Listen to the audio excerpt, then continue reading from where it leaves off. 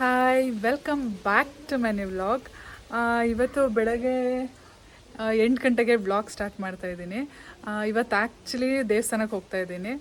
ಇವತ್ತು day full ವ್ಲಾಗ್ನ ಕಂಪ್ಲೀಟಾಗಿ ನೋಡಿ, ಯಾಕಂದರೆ ಇವತ್ತು ನನ್ನ ಬರ್ಡೇ ಅಂತ ಇನ್ನು ಸೆಲೆಬ್ರೇಟ್ ಮಾಡೋದು, ಕೇಕ್ ಕಟ್ಟಿಂಗ್ ಆ ಥರ ಏನಿಲ್ಲ.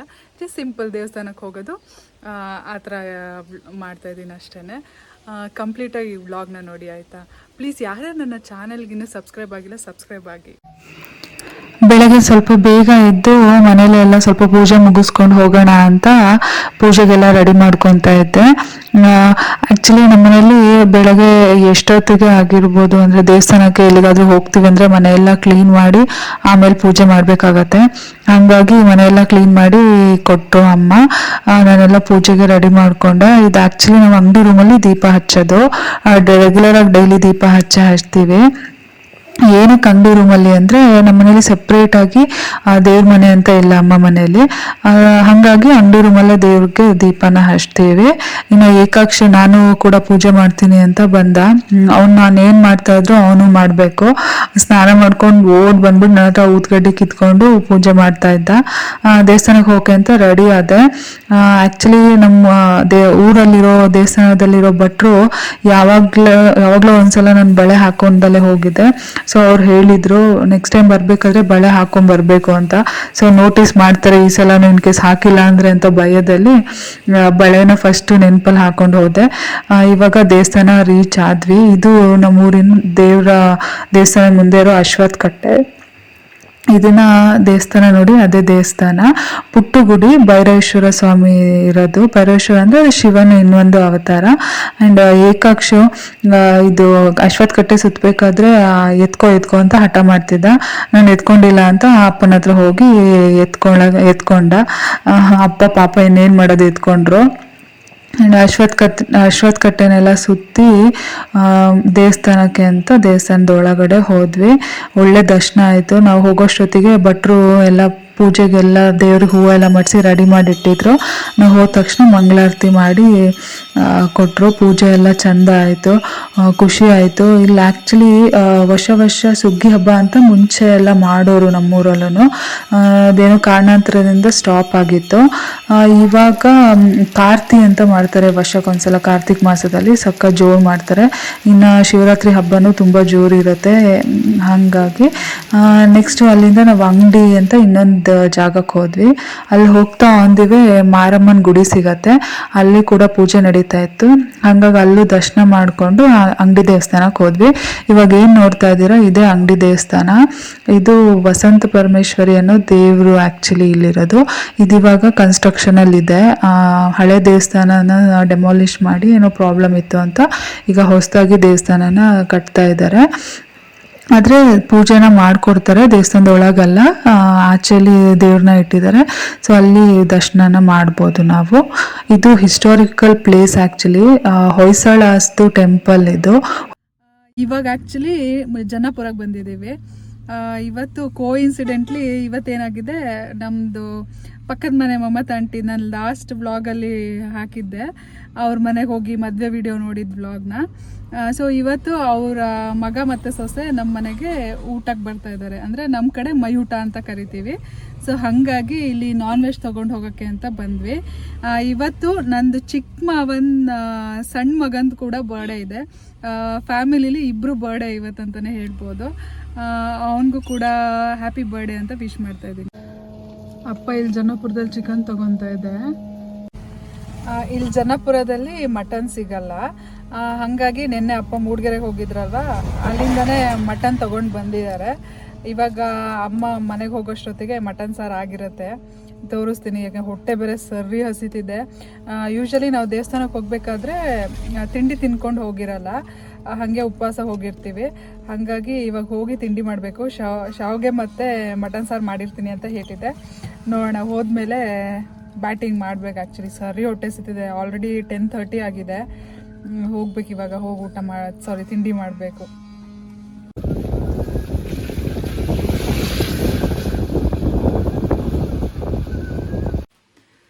ಇವಾಗ ಮನೆಗೆ ಬಂದ್ವಿ. ಹೊಟ್ಟೆ ಹಸಿತಿದೆ ಅಂದರೆ ಅಷ್ಟಿಷ್ಟಲ್ಲ. ಹೇಳಿದ್ನಲ್ಲ ನೋಡಿ, ಅಮ್ಮ ಆಲ್ರೆಡಿ ಮಟನ್ ಸಾರು ಮತ್ತು ಶಾವಿಗೆ ಮಾಡಿಟ್ಟಿದೆ. ಇವಾಗ ತಿಂಡಿ ಮಾಡಿ ಆಮೇಲೆ ಮತ್ತೆ ಸಿಗ್ತೀನಿ, ಆಯಿತಾ? ಎಸ್, ಅಮ್ಮ ಮಟನ್ ಸಾರು ಶೇವಿಗೆ ಎಲ್ಲ ಮಾಡಿಟ್ಟಾಗಿದೆ, ಕಡುಬು ಆಗಿದೆ. ನಾನು ತಿಂಡಿ ಯಾವಾಗಲೇ ನೋಡಿದ್ದೀರಾ. ಇವಾಗ ನಾನು ಬಿರಿಯಾನಿನ ಮಾಡ್ತಾ ಇದ್ದೀನಿ. ಯಾವುದೇ ರೀತಿ ದಮ್ ಬಿರಿಯಾನಿ ಮಾಡ್ತಾ ಇದ್ದೀನಿ ಆ್ಯಕ್ಚುಲಿ. ಈಗ ಮೇಲ್ಗಡೆ ಕೆಂಡ ಹಾಕಬೇಕು, ಕೆಳಗಡೆ ಕೆಂಡ ಇರಬೇಕು, ಆವಾಗಲೇ ಹುಡಿ ಹುಡಿಯಾಗಿ ಬರೋದು ಅಂತೆಲ್ಲ ಅಂತಾರಲ್ವಾ. ಯಾವುದೇ ರೀತಿ ಕೆಂಡ ಏನು ಇಲ್ದಲೆ ಗ್ಯಾಸಲ್ಲೇ ದಮ್ ಬಿರಿಯಾನಿ ಹೆಂಗೆ ಮಾಡೋದು ಅಂತ ಹೇಳ್ತೀನಿ ನೋಡಿ. ಸಖತ್ ಈಸಿ. ಫಸ್ಟ್ ಏನೇನು ಇಂಗ್ರೀಡಿಯೆಂಟ್ಸ್ ಬೇಕಂತ ಹೇಳ್ತೀನಿ. ಇದಕ್ಕೆ ಈರುಳ್ಳಿ ನಾನು 1/2 ಕಿಲೋ ಮಾಡ್ತಾ ಇದ್ದೀನಿ. ಹಾಗೆ 1/2 ಕಿಲೋ ಅಕ್ಕಿ ತೊಗೊಂಡ್ರೆ ಅರ್ಧ kg ಚಿಕನ್ನು ತೊಗೋಬೇಕಾಗತ್ತೆ. ಈಗ ಕೆಲವರು 3-4 ಲೋಟ ಅಕ್ಕಿ ಹಾಕ್ಬಿಟ್ಟು 1/4 kg ಚಿಕನ್ ಹಾಕ್ತೀನಿ ಅಂದರೆ ಬಿರಿಯಾನಿ ಚಂದ ಬರಲ್ಲ. ನಾವು ಎಷ್ಟು ಅಕ್ಕಿ ತೊಗೊತೀವೋ ಅಷ್ಟೇ ಈಕ್ವಲ್ ಆಗಿ ಚಿಕನ್ನ ಕೂಡ ತೊಗೊಳ್ಳಿ. ಇವಾಗ ಇದಕ್ಕೆ ಪಲಾವ್ ಎಲೆ ತೊಗೊಂಡಿದ್ದೀನಿ. ಇದು ನಾವು ಮನೆದೇನೆ, ನೀವು ನಾರ್ಮಲಾಗಿ ಪಲಾವ್ ಎಲೆ ಸಿಗುತ್ತಲ್ವ ಅಂಗಡಿಲಿ, ಅದು ತೊಗೋಬೋದು. ಚಕ್ಕೆ, ಲವಂಗ, ಏಲಕ್ಕಿ ನೋಡಿ. ಆಮೇಲೆ ಈರುಳ್ಳಿ ತೊಗೊಂಡಿದ್ದೀನಿ. ಈರುಳ್ಳಿ ಟೊಮೊಟೊ ಸ್ವಲ್ಪ ಜಾಸ್ತಿನೇ ಹಾಕೋಬೇಕು. ಆ್ಯಂಡ್ ಹಸಿರು ಮೆಣಸಿನ್ಕಾಯಿ ತೊಗೊಂಡಿದ್ದೀನಿ, ಆಯಿತಾ? ಇದಿಷ್ಟು ಇವಾಗ ಒಂದೊಂದಾಗಿ ಹಾಕ್ತಾ ಫ್ರೈ ಮಾಡ್ತಾ ಹೋಗ್ತೀನಿ. ಆ್ಯಂಡ್ ಇದು ಸೊಪ್ಪಿದೆ ನೋಡಿ, ಇದರಲ್ಲಿ ಮೆಂತ್ಯ ಸೊಪ್ಪು, ಪುದೀನ ಸೊಪ್ಪು ಮತ್ತು ಕೊತ್ತಂಬರಿ ಸೊಪ್ಪು. ನಮ್ಮಮ್ಮ ಏನೋ ಕಿತಾಪತಿ ಮಾಡಿದ್ರು, ಅಳ್ತಾ ಇದ್ದಾನೆ ನನ್ನ ಮಗ. ನಮ್ಮಮ್ಮ ಮನೆ ಒರೆಸ್ತಾ ಇದ್ರು, ಅವನೇ ಮನೆ ಒರೆಸ್ಬೇಕಂತ ಹೇಳ್ತಿದ್ದಾನೆ. ಆ್ಯಂಡ್ ಇದ್ರಲ್ಲಿ ನೋಡಿ, ಅದೇ ಕೊತ್ತಂಬರಿ ಸೊಪ್ಪು, ಮೆಂತ್ಯ ಸೊಪ್ಪು, ಪುದೀನ ಸೊಪ್ಪು 3 ಸೊಪ್ಪು ಇದೆ. 3 ಸೊಪ್ಪನ್ನು ತೊಳೆದು ಚೆಂದ ಸಣ್ಣದಾಗಿ ಹೆಚ್ಚಿ ಇಟ್ಕೊಂಡಿದ್ದೀನಿ. ಇದು ಸ್ವಲ್ಪ ಅಂದರೆ ಈಗ 1 kg ಮಾಡ್ತೀರಂದ್ರೆ ಒಂದು ಕಟ್ಟು ತಗೊಳ್ಳಿ. ನಾನು 1/2 kg ಮಾಡ್ತಾ ಇರೋದ್ರಿಂದ ಎಲ್ಲ ಅರ್ಧ ಕಟ್ಟು ತಗೊಂಡು 3 ಹೆಚ್ಚಿಟ್ಕೊಂಡಿದ್ದೀನಿ ಚಿಕ್ಕದಾಗಿ. ಆ್ಯಂಡ್ ಶುಂಠಿ ಬೆಳ್ಳುಳ್ಳಿ ಪೇಸ್ಟ್, ಇದು ನಾನು ಮನೇಲೇ ಮಾಡಿಟ್ಕೊಂಡಿದ್ದೀನಿ. ಇವಾಗ ನೀವು ರೆಡಿ ಯಾವ್ದು ಸಿಗುತ್ತೆ ಅದನ್ನು ಹಾಕಿ ನಾನು ಮನೇಲೇ ಮಾಡಿದ್ದೀನಿ ಶುಂಠಿ ಬೆಳ್ಳುಳ್ಳಿ ಪೇಸ್ಟ್. ಶುಂಠಿ ಬೆಳ್ಳುಳ್ಳಿ ಪೇಸ್ಟ್ ಕೂಡ ಸ್ವಲ್ಪ ಜಾಸ್ತಿನೇ ಹಾಕಿ ಬಿರಿಯಾನಿಗೆ ಚೆನ್ನಾಗಿ ಬರುತ್ತೆ. ಇವಾಗ ಒಂದೊಂದಾಗಿ ಹಾಕ್ತಾ ಹೋಗ್ತೀನಿ, ನೋಡ್ತಾ ಹೋಗೋಣ ಬನ್ನಿ.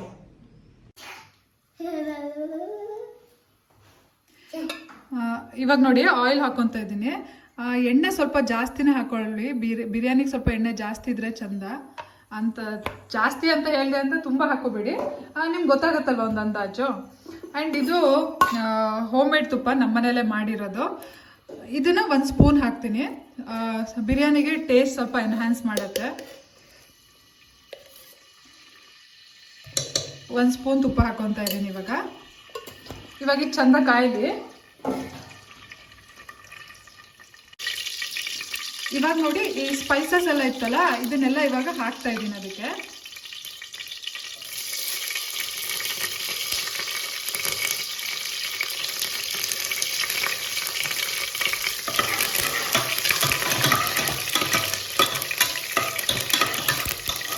ಇವಾಗ ಈರುಳ್ಳಿ ಹಾಕೊಳ್ಳೋಣ.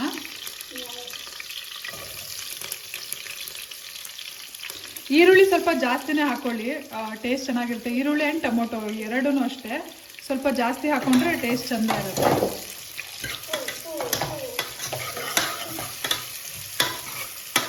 ಇದು ಇವಾಗ ಚೆಂದ ಫ್ರೈ ಆಗಲಿ. ಇವಾಗ ಈ ಟೊಮೊಟೊ ಮತ್ತು ಹಸಿರು ಮೆಣಸಿನ್ಕಾಯಿ 2 ಹಾಕೊತಾ ಇದ್ದೀನಿ. ಸ್ಟವ್ ಸ್ವಲ್ಪ ಮೆಸ್ ಆಗಿದೆ, ಅಡ್ಜಸ್ಟ್ ಮಾಡ್ಕೊಳ್ಳಿ. ಯಾಕಂದರೆ ಕುಕಿಂಗ್ ಮಾಡ್ತಿರೋದ್ರಿಂದ ಆಮೇಲೆ ಕ್ಲೀನ್ ಮಾಡ್ಕೊಳ್ಳೋಣ ಅಂತ ಫಸ್ಟ್ ಕುಕಿಂಗ್ ಮಾಡ್ಕೊತಾ ಇದ್ದೀವಿ. ಹಾಗಾಗಿ ಇದು ಚಂದ ಫ್ರೈ ಆಗಲಿ.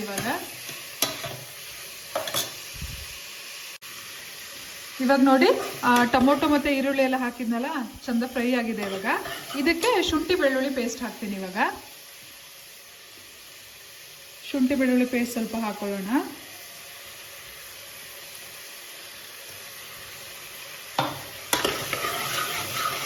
ಸ್ವಲ್ಪ ಹಸಿ ವಾಸನೆ ಹೋಗೋವರೆಗೂ ಸ್ವಲ್ಪ ಫ್ರೈ ಮಾಡಿ. ನೆಕ್ಸ್ಟ್ ಇದಕ್ಕೆ ಕಸೂರಿ ಮೇಥಿ ಹಾಕ್ತಾ ಇದ್ದೀನಿ. ಇದು ಆ್ಯಕ್ಚುಲಿ ಒಗ್ಗರಣೆಗೆ ಹಾಕಬೇಕಿತ್ತು, ಚಕ್ಕೆ ಲವಂಗ ಎಲ್ಲ ಹಾಕಿದಾಗ ಮರ್ತೋಗ್ಬಿಡ್ತು, ಸಾರಿ. ನೀವು ಮುಂಚೆನೇ ಒಗ್ಗರಣೆಗೆ ಹಾಕೊಳ್ಳಿ, ಇದು ಫ್ಲೇವರ್ ಚೆನ್ನಾಗಿರುತ್ತೆ. ಒಂದಿಷ್ಟು ಹಾಕಿದ್ರೆ ಸಾಕು. ಅಂದರೆ ಮೆಂತ್ಯ ಸೊಪ್ಪು ಕೂಡ ನಾನು ಹಾಕ್ತಾ ಇರೋದ್ರಿಂದ ಸ್ವಲ್ಪ ಹಾಕೊಳ್ಳಿ ಸಾಕು.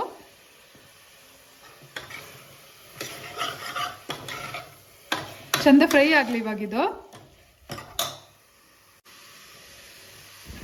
ಇವಾಗ ಅದೇ ಸೊಪ್ಪು ಹೆಚ್ಚಿಟ್ಕೊಂಡಿರ್ತೀವಲ್ಲ, ಪುದೀನ, ಮೆಂತೆ ಮತ್ತು ಕೊತ್ತಂಬರಿ, ಅದನ್ನು ಆ್ಯಡ್ ಮಾಡೋಣ. ಇದು ಸೊಪ್ಪು ಜಾಸ್ತಿ ಹಾಕ್ಕೊಂಡ್ರೆ ನಿಮಗೆ ಫ್ಲೇವರ್ ಚಂದ ಇರುತ್ತೆ. ಆಲ್ರೆಡಿ ನೋಡಿ ಗಮ್ ಅಂತ ಇದೆ. ಇವಾಗ ನೋಡಿ ಎಲ್ಲ ಹಸಿ ವಾಸನೆ ಹೋಗಿದೆ. ಇವಾಗ ಎಂತ ಮಾಡ್ತೀನಿ ಅಂದರೆ ನೋಡಿ, ಇಲ್ಲಿ 1/2 ಕಿಲೋ ಚಿಕನ್ ತೊಗೊಂಡಿದ್ದೀನಿ. ಸ್ವಲ್ಪ ಬೋನ್ ಪೀಸಸ್ ತೊಗೊಳ್ಳಿ, ಚೆನ್ನಾಗಿರುತ್ತೆ ಬಿರಿಯಾನಿಗೆ. ಇದನ್ನ ಇವಾಗ ಆ್ಯಡ್ ಮಾಡ್ತಾ ಇದ್ದೀನಿ ಇದಕ್ಕೆ.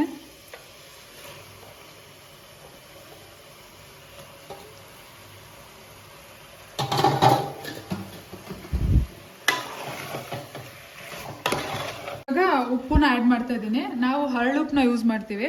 ನೀವು ಯಾವುದಾದ್ರೂ ಆಯಿತು, ಪುಡಿ ಉಪ್ಪು ನಿಮ್ಮ ಮನೇಲಿ ಯಾವ್ದು ಯೂಸ್ ಮಾಡ್ತೀರೋ ಅದನ್ನು ಹಾಕಿ. ನಮ್ಮ ಮನೇಲಿ ಹರಳುಪ್ಪನ್ನ ಯೂಸ್ ಮಾಡೋದ್ರಿಂದ ಅದನ್ನು ಇವಾಗ ಹಾಕ್ತಾ ಇದ್ದೀನಿ.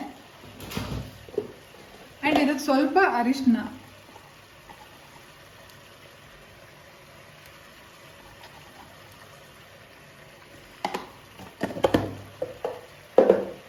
ಇದಿವಾಗ ಚಂದ ಎಲ್ಲ ಫ್ರೈ ಆಗಲಿ. ಚಿಕನ್ ಎಲ್ಲ ಸ್ವಲ್ಪ ನೀರು ಬಿಟ್ಕೊಳ್ಳಿ. ಆಮೇಲೆ ಬೇರೆದು ಒಂದೊಂದಾಗಿ ನಾನು ಆ್ಯಡ್ ಮಾಡ್ತಾ ಹೋಗ್ತೀನಿ. ನೋಡಿ, ಚಿಕನ್ ಸ್ವಲ್ಪ ನೀರು ಬಿಡ್ಕೊಂಡಿದೆ. ಇವಾಗ ಸ್ವಲ್ಪ ಖಾರ ಪುಡಿನ ಆ್ಯಡ್ ಮಾಡ್ತೀನಿ. ನಾನು ಹಸಿರು ಮೆಣಸಿನಕಾಯಿ ಆಲ್ರೆಡಿ ಹಾಕಿದ್ದೀನಿ. ನಿಮ್ಗೆ ಎಷ್ಟು ಬೇಕು ಖಾರ ಇದ್ರ ಬೇಸಿಸ್ ಮೇಲೆ ಹಾಕೊಳ್ಳಿ. ಸ್ವಲ್ಪ ಖಾರನ ಆ್ಯಡ್ ಮಾಡೋಣ.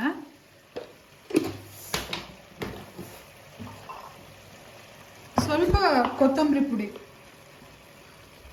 ಇಷ್ಟು ತಗೊಂಡಿದ್ದೀನಿ. ಸಾಂಬಾರ್ ಸೊಪ್ಪು ಕೂಡ ಹಾಕಿರೋದ್ರಿಂದ ಸ್ವಲ್ಪ ಕೊತ್ತಂಬರಿ ಪುಡಿ ಹಾಕಿದ್ರೆ ಸಾಕು, ಜಸ್ಟ್ ಫ್ಲೇವರ್ಗೆ ಅಷ್ಟೇ ಇದೆಲ್ಲ.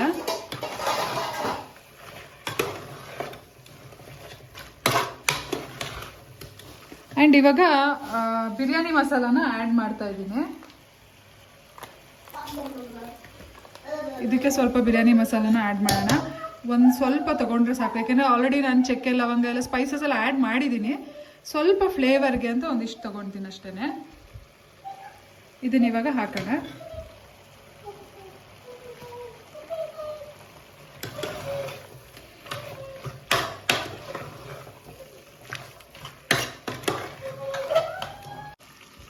ಇವಾಗ 2 ಗ್ಲಾಸ್ ಅಕ್ಕಿ ತೊಗೊಂಡಿದ್ದೀನಿ ನಾನು.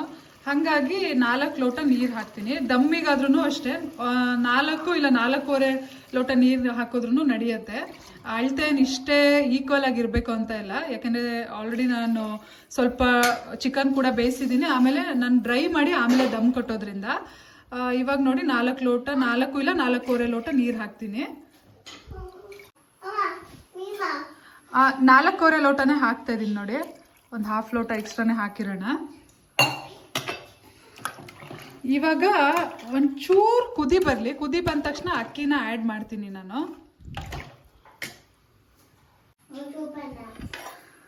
ನೋಡಿ, ಇವಾಗ ಒಂದು ಕುದಿ ಬರ್ತಾ ಇದೆ.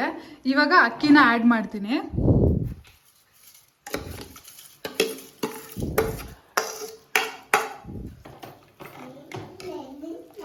ಈ ಟೈಮಲ್ಲಿ ಟೇಸ್ಟ್ನ ನೋಡಿ ನೀವು, ಅಂದರೆ ಉಪ್ಪು ಖಾರ ಎಲ್ಲ ಗೊತ್ತಿರುತ್ತಲ್ವ ನಿಮ್ಗೆ ಎಷ್ಟು ಬೇಕು ಅನ್ನೋದು ನೋಡಿಕೊಂಡು ಕರೆಕ್ಟಾಗಿ ಇದು ಮಾಡ್ಕೊಳ್ಳಿ, ಯಾಕಂದರೆ ಮತ್ತೆ ನೋಡೋಕ್ಕಾಗಲ್ಲ, ಅದಕ್ಕೋಸ್ಕರ.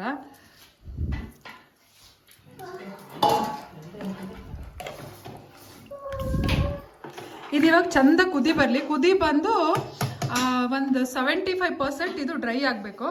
ಆಮೇಲೆ ನಾನು ದಮ್ ಕಟ್ತೀನಿ. ಅದು ಡ್ರೈ ಆದಮೇಲೆ ನಾನು ನಿಮಗೆ ಮತ್ತೆ ತೋರಿಸ್ತೀನಿ. ಆ್ಯಂಡ್ ಇಲ್ಲಿ ನೋಡಿ, ಬಿರಿಯಾನಿಗೆ ರಾಯ್ತನ ರೆಡಿ ಮಾಡಿದ್ದೀನಿ. ಇದು ಹೆಂಗೆ ಮಾಡೋದಂದರೆ, ಸೌತೆಕಾಯಿನ ಚಿಕ್ಕದಾಗಿ ಹೆಚ್ಚಿಡ್ಕೋಬೇಕು. ಆ್ಯಂಡ್ ಇದಕ್ಕೆ ಈರುಳ್ಳಿ ಮತ್ತು ಕೊತ್ತಂಬರಿ ಸೊಪ್ಪು ಮತ್ತು ಹಸಿಮೆಣಸು ಮತ್ತು ಮೊಸರು ಆ್ಯಂಡ್ ಸಾಲ್ಟ್ ಎಷ್ಟು ಬೇಕಷ್ಟನ್ನ ಹಾಕ್ಕೊಂಡ್ರೆ ಇಲ್ಲಿ ನೋಡಿ ರಾಯ್ತ ರೆಡಿ ಆಗುತ್ತೆ. ಇದು ಆ್ಯಕ್ಚುಲಿ ನಮ್ಮಮ್ಮ ಮಾಡಿರೋದು. ನಾನು ಮಾಡಿರೋದು ಅಂದಿದ್ದು ಹಾಗೆ ಗುರಾಯಿಸ್ತಾ ಇದೆ. ನಮ್ಮಮ್ಮ ರೆಡಿ ಮಾಡಿದ್ದಾರೆ ನೋಡಿ. ಇವಾಗ ನೋಡಿ ಒಂದು 75% ಡ್ರೈ ಆಗಿದೆ ನೀರೆಲ್ಲ.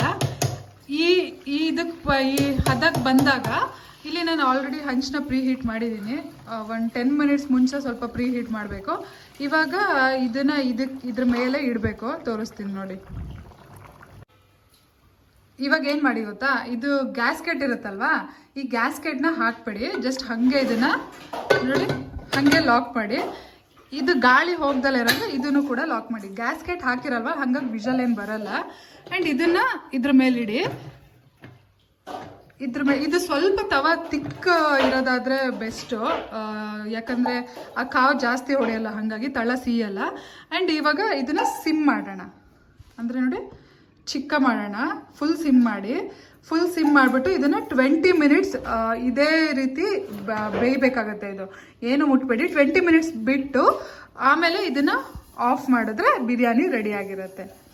ಬಿರಿಯಾನಿ ರೆಡಿ ಆದ್ಮೇಲೆ ನಿಮಗೆ ತೋರಿಸ್ತೀನಿ ನಾನು ಹೆಂಗೆ ಹುಡಿ ಹುಡಿಯಾಗಿ ಉದುದ್ರಾಗಿ ಬಂದಿರುತ್ತೆ ಅಂತ. ಇವಾಗ ನೋಡಿ ಕಬಾಬ್ನ ಕಲಿಸ್ತಾ ಇದ್ದೀನಿ. ಎಷ್ಟೊಂದು ರೆಸಿಪೀಸ್ ಮಾಡ್ತಾ ಇದ್ವಿ ನೋಡಿ ನನ್ನ ಬರ್ಡೇ ಅಂತ. ನಮ್ಮಮ್ಮ ಹೌದನಮ್ಮ ನನ್ನ ಬರ್ಡೇ ಅಂತ ಮಾಡ್ತಿರೋದ? ಕಾಗೆ ಕಾಗೆ ಕಾಗೆ ಹರಿಸ್ತಾ ಇರೋದು. ನನ್ನ ಬರ್ಡೇನೂ ಹೌದು, ಹಂಗೆ ಅದು ಹೇಳಿದ್ನಲ್ಲ ಊಟಕ್ಕೆ ಬರ್ತಾ ಇದ್ದಾರೆ ಇವತ್ತು ಅಂತ, ಹಂಗಾಗಿ ಮಾಡ್ತಾ ಇರೋದು. ಕಬಾಬ್ ನೋಡಿ ಇವಾಗ ಇದು ಕಲಸಾಗಿದೆ. ಇದನ್ನ ಒಂದು 30 ಮಿನಿಟ್ಸ್ ಮ್ಯಾರಿನೇಟ್ ಮಾಡಿಡೋಣ, ಫ್ರಿಜ್ಜಲ್ಲಿ ಇಟ್ಟಿರ್ತೀನಿ. ಆಮೇಲೆ ಇದನ್ನ ಕಲಸ್ತೀನಿ. ಬಿರಿಯಾನಿ ಆಗಿದೆ, ನೋಡೋಣ ಇವಾಗ ಆಯ್ತಾ.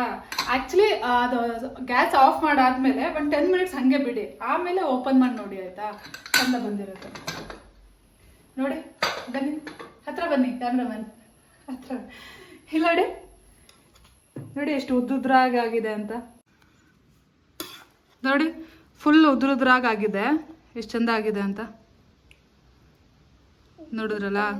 ಆ್ಯಕ್ಚುಲಿ ಯಾವುದೇ ರೀತಿ ಕೆಂಡಾಗಲಿ ಎಂತ ಬೇಡ, ನೀವು ಈ ಥರ ದಮ್ ಕಟ್ಟಿದ್ರೆ ನೋಡಿ ಎಷ್ಟು ಚಂದ ಬಂದಿದೆ. ಟೇಸ್ಟ್ ಸಕ್ಕತ್ತಾಗಿರುತ್ತೆ. ಒಂದ್ಸಲ ಮಾಡ್ಕೊಂಡು ಟ್ರೈ ಮಾಡಿ ನೋಡಿ ಆಯಿತಾ ಮನೇಲಿ. ಆ್ಯಂಡ್ ಇಲ್ಲಿ ಅಮ್ಮ ಮಟನ್ ಸಾರು ಮಾಡಿದ್ದಾರೆ, ಅದನ್ನು ತೋರಿಸ್ತೀನಿ ಬನ್ನಿ. ಇಲ್ಲಿ